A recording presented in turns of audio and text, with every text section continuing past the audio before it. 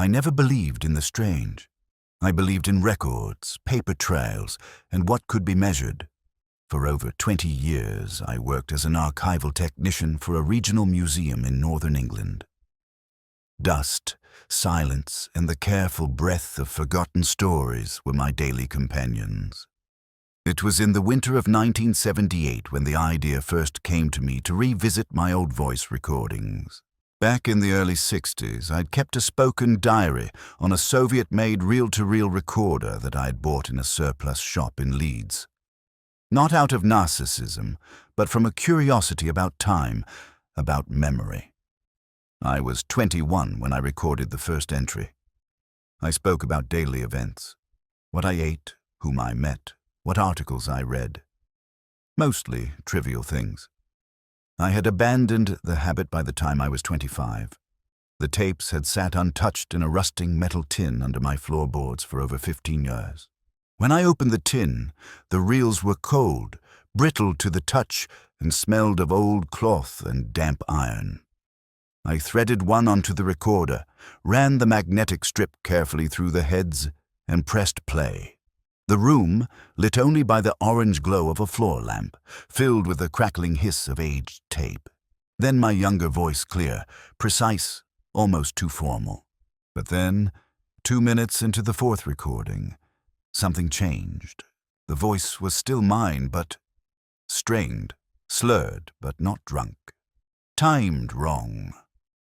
The words came haltingly, as though someone unfamiliar with my own tongue was learning how to shape the sounds. It didn't follow the tone or rhythm I had ever used. I said things I didn't remember saying. The windows are wrong again. Don't answer the man in the hallway. And then, he's already near. That phrase froze me. I stopped the tape, rewound it slightly and played it again. He's already near. I remembered no such entry. I'd never spoken about anyone being near. Certainly not in those exact, rigid syllables. I assumed, at first, a fault in the tape. Magnetic corruption, maybe. Some overlapping from another recording. But I only ever used that recorder for the diary. I never taped radio, never lent it. And the voice, despite the distortion, was mine. I sat in silence for almost an hour after hearing it. The room felt colder than usual. My dog, a quiet terrier named Rook, paced near the door with his ears drawn back. He kept glancing at the stairwell, then me, then back again. That night I slept poorly. I dreamt of hearing breathing, not in my dream but outside it, as though I was dreaming the dream from inside another room, and the real room had someone in it. 2 days later, I tried another reel. This one was from March of 1964. I recalled the day well. There had been snowfall, and I had visited the library to copy census logs. The tape began normal. A younger me recounting the walk through icy streets, the low light in the reading hall. Then a pause. A long one. 20 seconds of silence. And then I said, "Don't record this." He listens. I had no memory of that. I never referred to anyone as he in my tapes.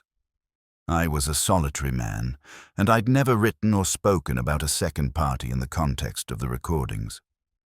It was as though the diary had begun documenting someone else. That week, things began to disappear. At first, I thought it was my forgetfulness. A handkerchief left somewhere, a cup moved from the sink. But then, a book vanished. Spirits and Myth in Northern Settlements. A thick, blue-spined volume I had owned since university. It was always on my study shelf, far right, next to Moorland Traditions. It simply wasn't there. I searched every room, nothing. A week later, I found it in the basement, lying on top of the fuse box. I had not entered the basement in over a month. The dog grew restless at night. He barked once at the empty coat stand. Another time, he refused to enter the study, just froze at the door and growled. He'd never done that before. Then came the recorder incident. I was upstairs, brushing my teeth when I heard it. A soft click, then the low hum of spooling tape. I rushed down. The recorder was running. I hadn't touched it in 2 days. I stopped it, rewound, played. Static. Then a breath. Not my breath. Slow, close to the microphone. Then silence. I checked the window locks. All secure. I lived alone. My nearest neighbor was half a mile away. I stopped using the recorder. I placed it back in the tin and sealed the lid with thick binding tape. I told myself it was old electronics malfunctioning switches. But that didn't explain the voice, or the phrases I never remembered saying, or the fact that they matched no time or day that I could recall. I tried telling a colleague at the museum, David Mars, a conservator of folk archives. I framed it as a curiosity. He listened to a sample and frowned. "That's not tape error," he said. "Someone recorded over parts of it. Deliberately." But he also noted, "If that's your voice, it's a damn close mimic, because it doesn't match the earlier sections." He returned the tape to me and didn't want to hear more. That was when I began writing everything down, not just for record, but for safety. The voice, if it was mine, was saying things in places I never remembered. It spoke of things I hadn't seen. It hinted at a presence I couldn't explain.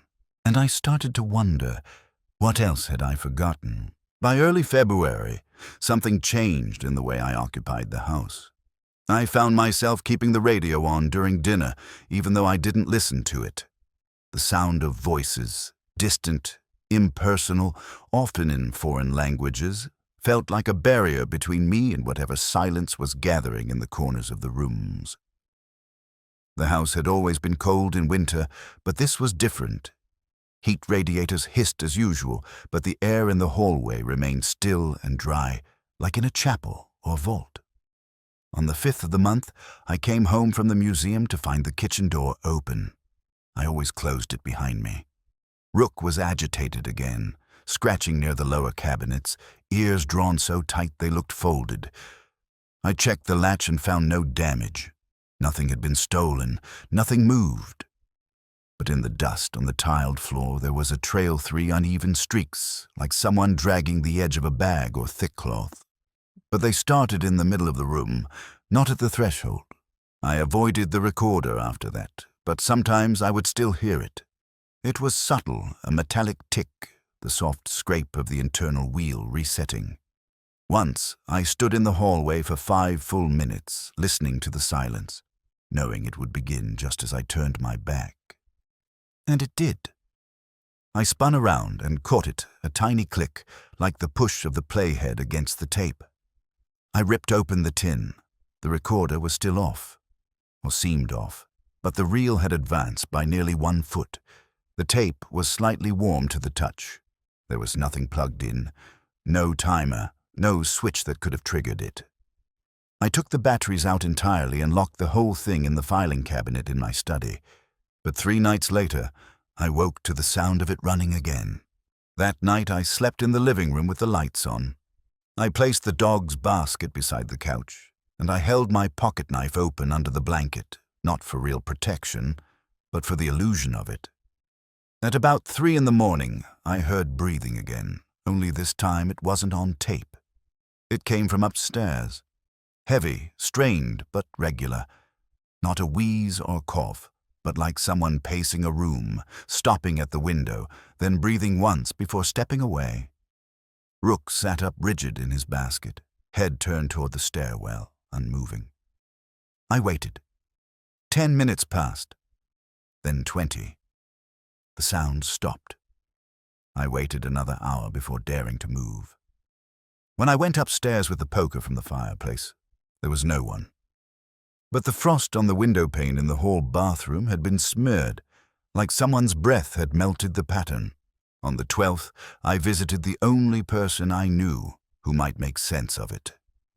Margaret Kell, a former researcher from our historical society. She had worked on audio restoration for the military archives during the late 40s. I brought her the tape, the one with the phrase, "He's already near," and I told her I suspected magnetic interference. She lived alone as well, in a small brick cottage behind the river bridge, surrounded by bird cages and yellowing newspapers. She listened in silence, once, then again, then narrowed her eyes and asked me, "Do you know about acoustic shadows?" I didn't. She explained that certain rooms, especially those with thick walls and old materials plaster, lid, stone, could retain sound in strange ways. Not like an echo, more like a trapped vibration. But this, she said, wasn't that. This isn't reverberation, this is insertion. Someone or something has added to your voice. You're not just repeating, you're being overwritten. I asked her if it could be radio bleed or some electrical anomaly. She shook her head. Only if your house is built inside a transmitter. She paused then and looked straight at me. This voice, it's learning your cadence. You notice that? At first it stumbles, but by the end, it breathes with you. That stayed with me. I left her cottage with a dry mouth and a tight chest. That night I tried not to sleep. I sat with my notes, reviewing old blueprints of the house. It was built in 1897, originally a schoolmaster's residence. There was no radio tower nearby, no underground wiring save for the municipal cable that ran along the main road a quarter-mile away. But I noticed something else. The basement wall north-facing was oddly thick, almost 30 inches, which was unusual for the period. The architect's notes described it as a retaining barrier, but there was no slope or hill to retain, just flat moorland beyond the fence. On the 15th, I brought down a crowbar and a flashlight. I decided to inspect that wall.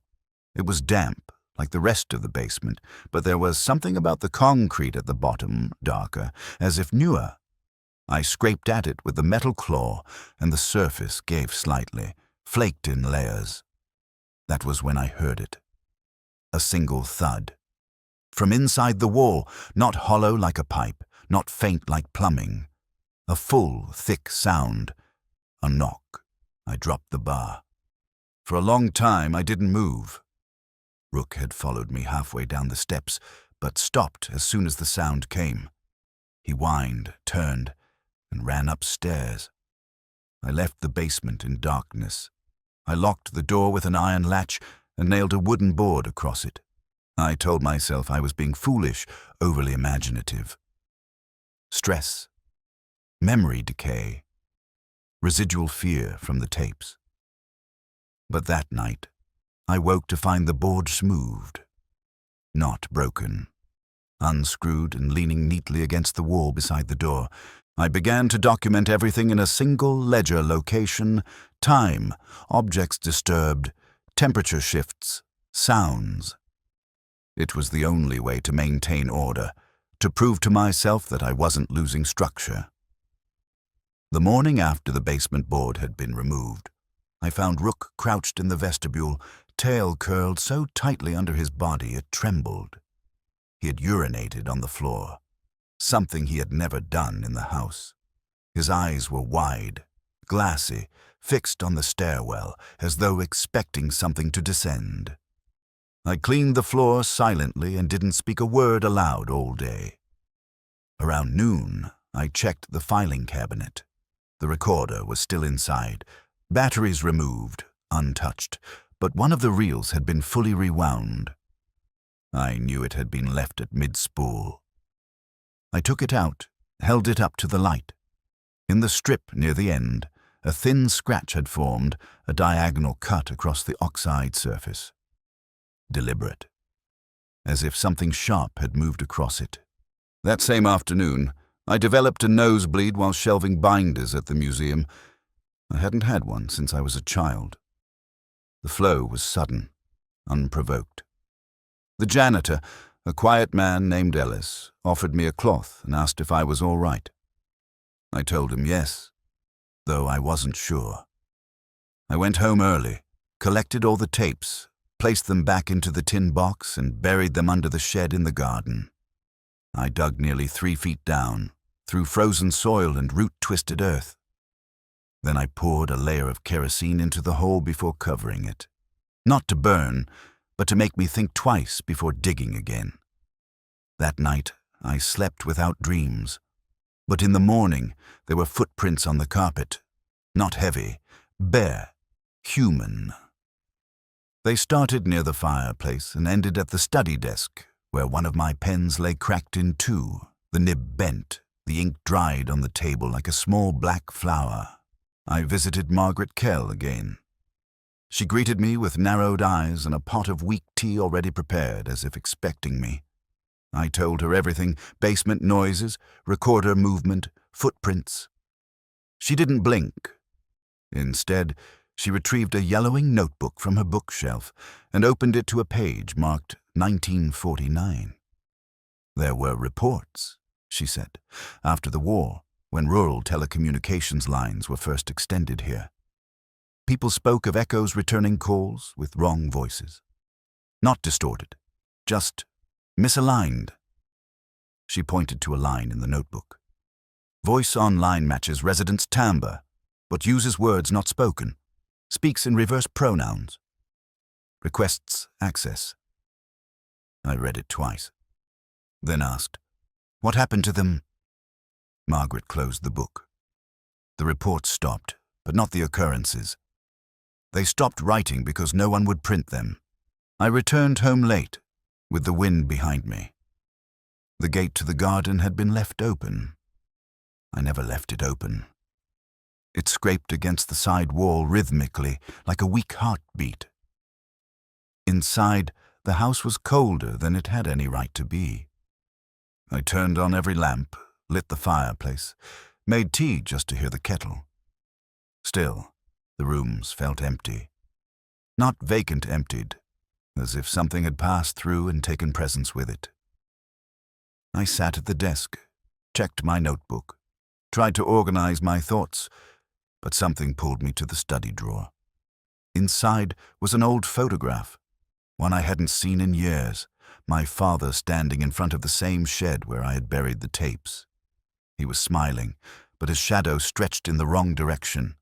The sun, clearly behind him, cast a shape forward, yet the silhouette bent left toward the camera. I stared at it until my eyes hurt. I flipped it over.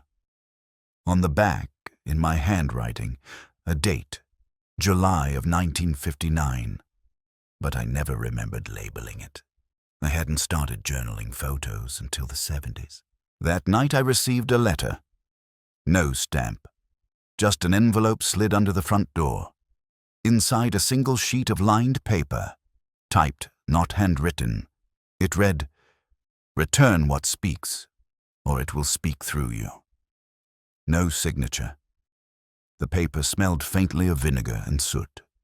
I burned it in the fireplace and sat there until dawn, watching the blackened corners curl and fall like dead petals. In the quiet that followed, I began to wonder not about ghosts, but about mechanisms, about the possibility that something had learned me, not haunted me, not watched, but rehearsed, that it had used my recordings as a guide and now rehearsed my breath, my habits, my thoughts, as if it were slowly crafting a second self beneath the skin of memory. By the 24th, my reflection had begun to misbehave. It sounds impossible, absurd, but it is true. Twice I walked past the hallway mirror and noticed a delay. My reflection blinked slower than I did. Not dramatically, but enough. Enough that I stood still, breathing with care, watching for synchronization. Once, I tilted my head. The reflection followed a beat late. I covered the mirror with an old blanket and moved every other reflective surface out of the house. It made daily life difficult, but it was the only thing that calmed me. Until I turned on the radio, just for background noise, and the speaker crackled with my voice, not my old voice, my current voice, saying things I hadn't said aloud. It said calmly, "You are missing now," followed by a burst of static and laughter dry, breathless, rhythmic. Not mocking, practiced, as if it had taken time to learn what laughter should sound like. I turned the radio off. unplugged it, threw it into the bin behind the shed. Then I sat all night, watching the threshold of each room like a border to be breached. The following week passed in a haze of restless nights and fitful days. The house seemed to shrink around me, every room folding inward as if the walls themselves leaned closer to whisper secrets I was not meant to hear. On the morning of the 29th, I found the front door unlocked again. Not merely ajar, but fully unlocked, the old brass knob cool and unyielding in my hand. I was certain I had locked it the previous night, with my own keys, and had double-checked before retiring. The lock showed no sign of tampering. I searched the entire house twice, calling out softly, hearing only Rook's low growl from the kitchen. He paced nervously, scratching the linoleum floor, his eyes darting toward the ceiling corners as if watching invisible currents. On that same day, the first tangible loss occurred. A silver teaspoon, simple, engraved with faint floral designs, vanished from the cutlery tray. Not misplaced, but gone entirely. I retraced every step, emptied drawers, overturned cushions, but found nothing. The spoon was nowhere. I began to suspect the presence wasn't merely auditory or spectral, but physical in some unsettling sense. The disappearance coincided with the nightly phenomena, the spontaneous activation of the recorder, the breathing upstairs, the footsteps on the carpet. I installed a small bell by the kitchen door, rigging it from an old bicycle bell I found in the garage. I rang it myself, testing the mechanism's reliability, and found it perfect. Crisp, bright, impossible to miss. Yet, one morning, I woke to silence and a missing bell. It had been removed from the hook and was nowhere to be found, despite thorough searching. Each night after that, the recorder played softly in the study, running low hums, faint breathing, and sometimes faint whispers. I listened closely, straining for words or clues, but only fragments floated through the static, indistinct and broken. In early March, I reached out to a university professor specializing in acoustics and paranormal phenomena, a man named Dr. Wilbur Crane. His research was obscure but respected in certain circles for his experiments with sound waves and their effects on human perception. He agreed to visit and examine the house, intrigued by my descriptions and the tape samples I mailed. His arrival was a brief respite from solitude. He was a tall man with a thinning beard and cautious eyes, the type who measured silence as carefully as sound. We spent hours in the study, where the recorder had last played by itself.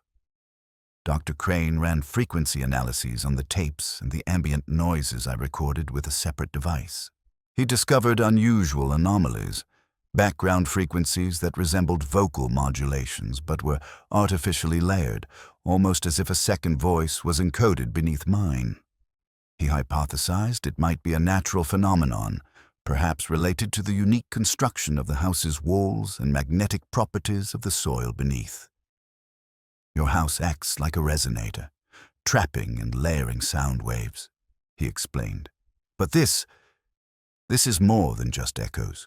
It's interference, a kind of vocal overlay. That night, while Dr. Crane stayed in the guest room, I slept fitfully in the living room. Around 2 a.m., I was startled awake by the faint sound of whispering from the kitchen. The dog had gone silent, ears flat against his skull. I followed the noise, cautious and tense, only to find the kitchen light flickering weakly despite the bulbs being unscrewed for the day. The whispers ceased as I entered, replaced by a sudden cold draft sweeping through the room. I caught a glimpse of something flickering at the edge of my vision, a shadow not quite human, shifting just beyond the doorway. I blinked, and it was gone.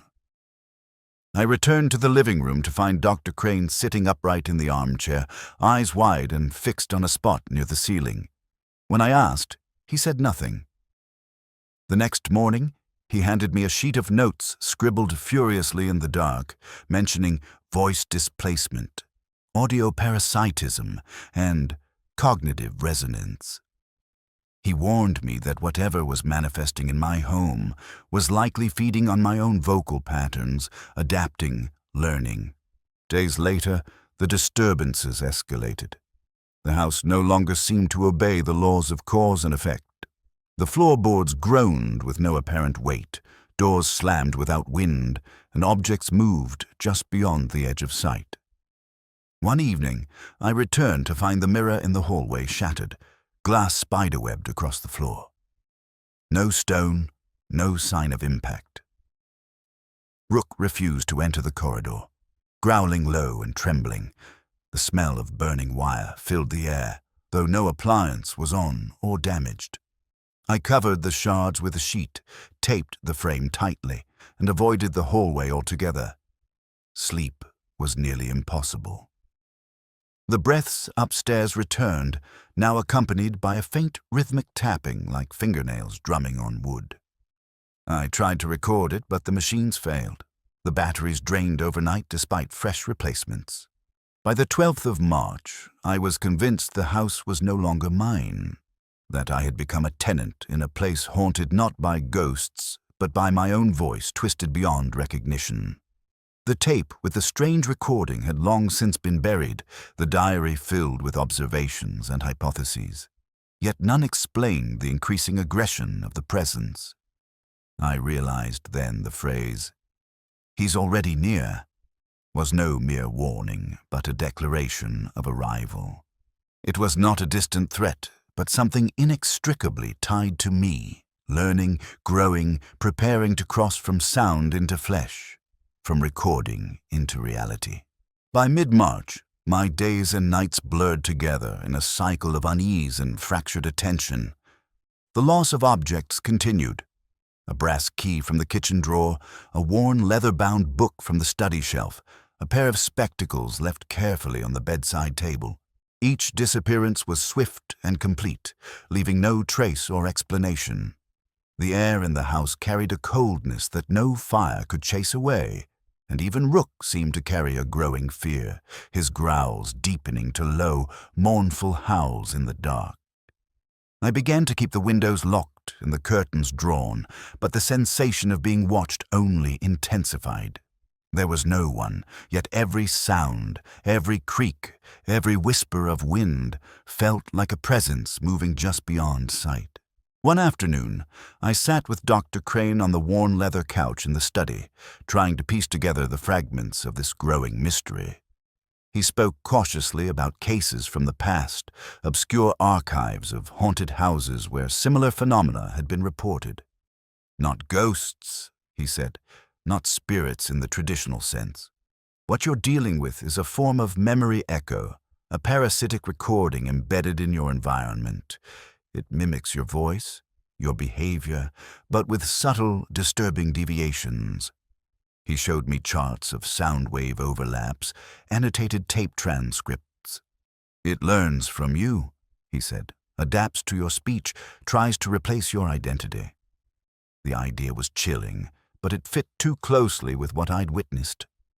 I found myself scrutinizing my own reflection in the window glass, wondering if the figure looking back was truly me or some echo waiting to take over. That evening, the disturbances grew more physical.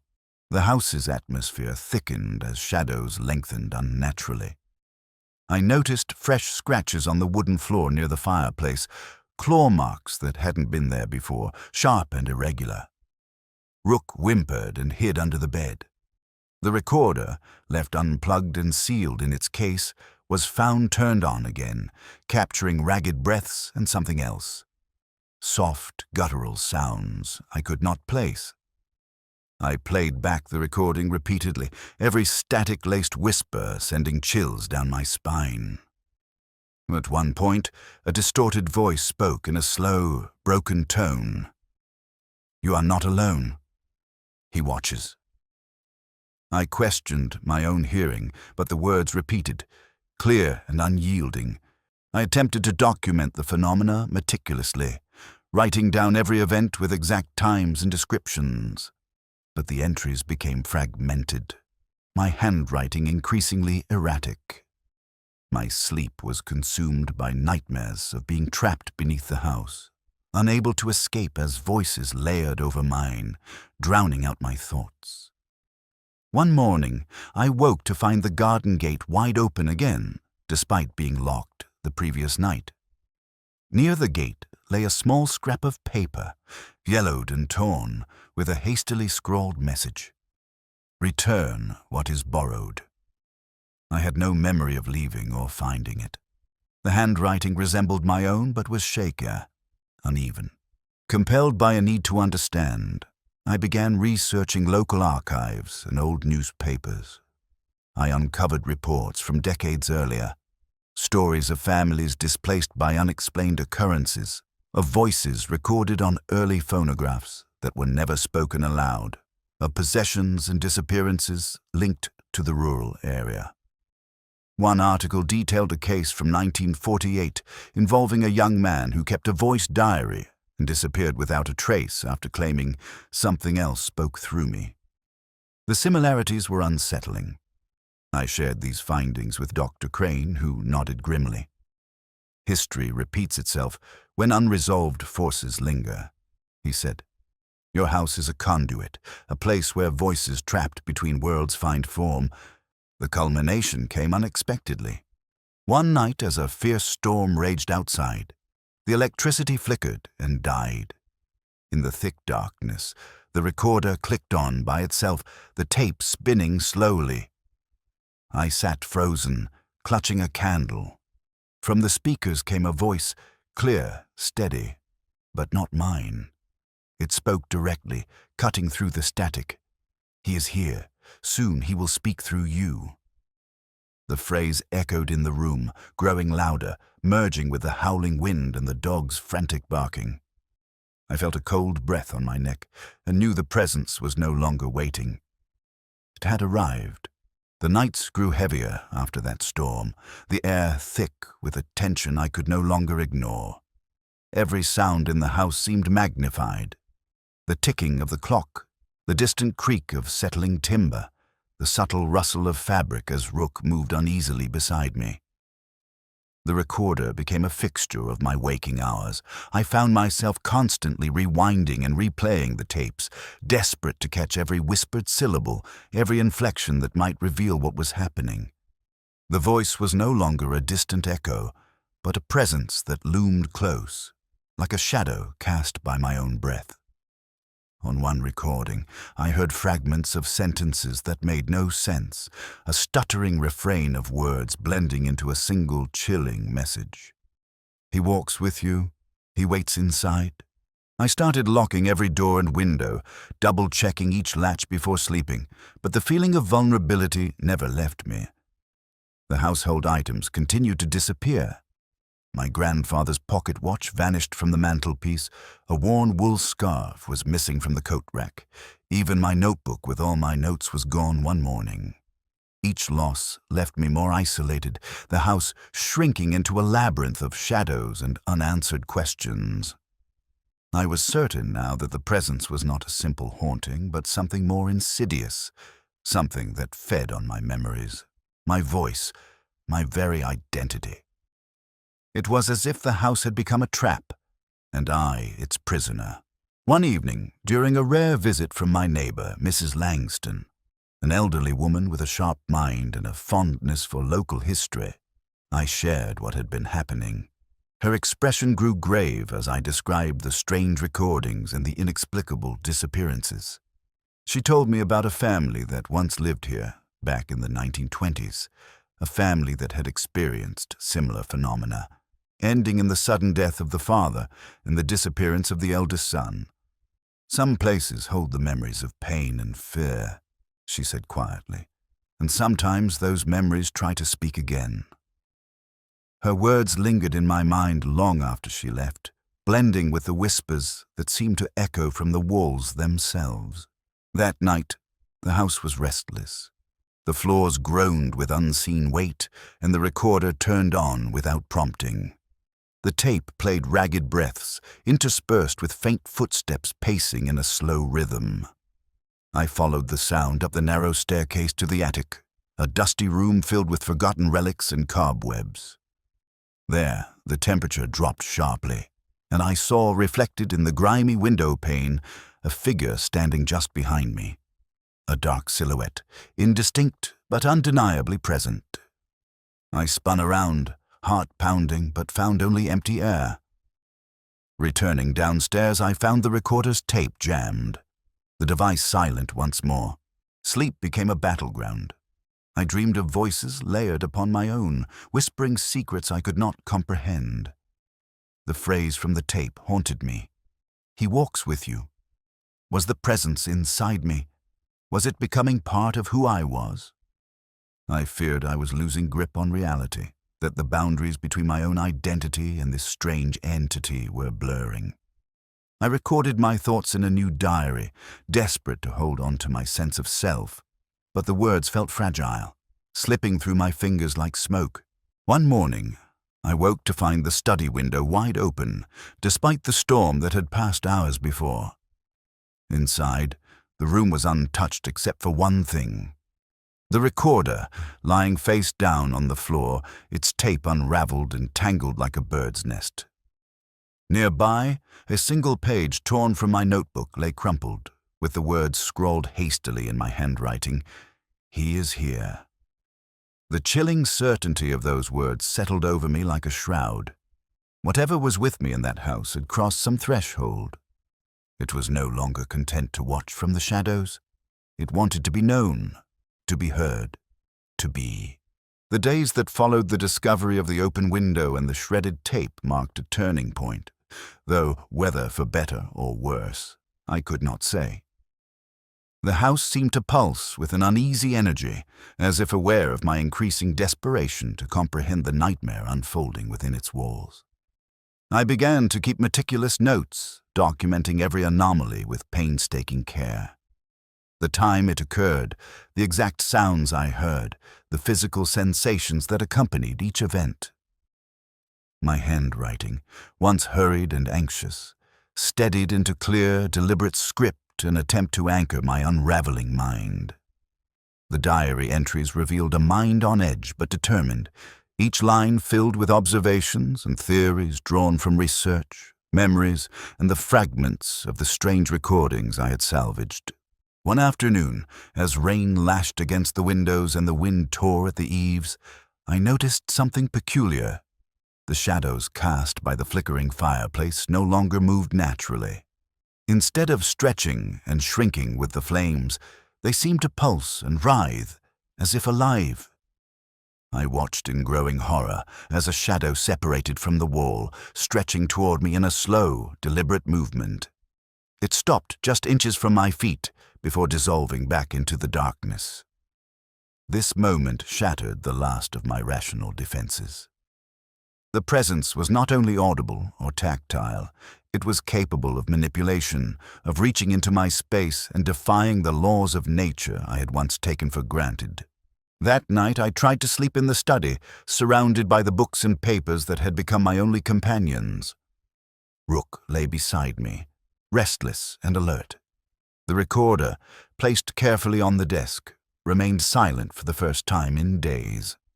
But as the clock struck 2 a.m., a sudden chill filled the room and the tape began to whir to life.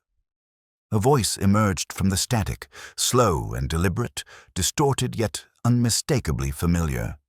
It spoke my name, drawing it out with a cruel patience that froze my blood. "You cannot hide," it said. "He is already inside." The words echoed, looping endlessly, growing louder with each repetition until they overwhelmed my senses. I dropped the recorder, covering my ears, but the sound seemed to penetrate even that barrier. Desperation clawed at me. I resolved to leave the house, to escape this prison of sound and shadow, yet each attempt was thwarted. One evening, as I packed a small bag, the front door refused to open. I pulled with every ounce of strength, but the handle turned uselessly, as if held by an unseen force. Panic surged through me, and I heard a voice whispering just beyond the door, indistinct but filled with menace. I slammed the bag down and retreated into the house, feeling the walls close in around me. The sense of isolation was complete. I was trapped, not just physically, but mentally, caught in a web woven from my own voice and memories. I sought solace in the few remaining contacts I trusted, including Dr. Crane and Mrs. Langston. Dr. Crane suggested a series of experiments designed to disrupt the resonance that seemed to bind the presence to me. Using rudimentary equipment, speakers, tape recorders, and sound meters, we attempted to create interference patterns that might weaken the entity. We worked late into the night, surrounded by the hum of machines and the occasional growl from Rook. For brief moments, the oppressive atmosphere lifted and the house felt like a mere building again. But the relief was fleeting. The presence adapted quickly, returning with renewed vigor and more aggressive manifestations. Mrs. Langston brought something unexpected. An old family Bible, passed down through generations, rumored to have protective inscriptions written in the margins. Together, we examined the faded script, hoping for some anchor to ward off the darkness. I placed the Bible in the center of the living room, surrounding it with candles. That night, for the first time in weeks, the recorder remained silent, and the house felt almost normal. But as dawn broke, the pages of the Bible were found torn and scattered, the candles extinguished, and a faint, mocking laugh echoed through the empty rooms. It was a cruel reminder that the presence was not bound by religious or superstitious protections. The psychological toll was immense. I struggled to maintain a grip on reality, fighting waves of doubt and despair. Memories blurred, voices intertwined, and the boundaries between my own thoughts and the presence's influence became indistinct. At times, I questioned whether I was losing my mind or if some part of me was willingly surrendering to the entity. My reflection in the cracked mirror sometimes seemed distorted, eyes darker, face gaunter. The phrase from the early recording, "He's already near," resonated with new meaning. I could feel him not just as a presence in the house, but as something inside me, a shadow that had crossed the threshold between voice and flesh. One evening, the culmination came with a final, terrifying clarity. I was alone in the study when the recorder sprang to life once more. The voice emerged, clear and commanding, no longer fragmented or distorted. "Speak through me," it demanded. The room grew colder, the air thick with an oppressive weight. I felt a force pressing against my throat, trying to make me speak words not my own. The battle for control was fierce and exhausting. In that moment, I understood the true nature of the presence. Not a mere echo or ghost, but a parasitic entity feeding on my identity, seeking to replace me entirely. The final nights were a battle between shadows and silence, my very existence hanging in the balance. The house no longer felt like a home, but a cage. Each room a battleground where my voice wrestled with the presence that sought to consume it. Sleep became impossible. The line between waking and dreaming blurred into a restless haze. I carried the recorder everywhere, hoping to capture evidence, to assert control over a reality slipping further beyond reach. The tape reels spun endlessly, filling the rooms with whispers and breaths that were not my own. Yet amid the chaos, a grim resolve took root. This would not end with me lost or silenced. One stormy night, when the rain hammered the windows and the wind howled like a chorus of lost souls, I took a final stand. Armed only with the recorder, a flashlight, and the tattered family Bible Mrs. Langston had given me, I ascended to the attic, the heart of the house's eerie disturbances. The air was icy, each breath visible in the faint beam of light. The silence was absolute thick, expectant, as if the house itself held its breath. Then, as I pressed record, the voice emerged, low and sinister, calling my name with a venomous patience. "You belong to me now," it hissed. "Speak through me and surrender." I refused. I shouted back with every shred of will I had, a raw cry of defiance that echoed through the rafters. The presence thrashed and recoiled, the shadows writhing violently against the walls.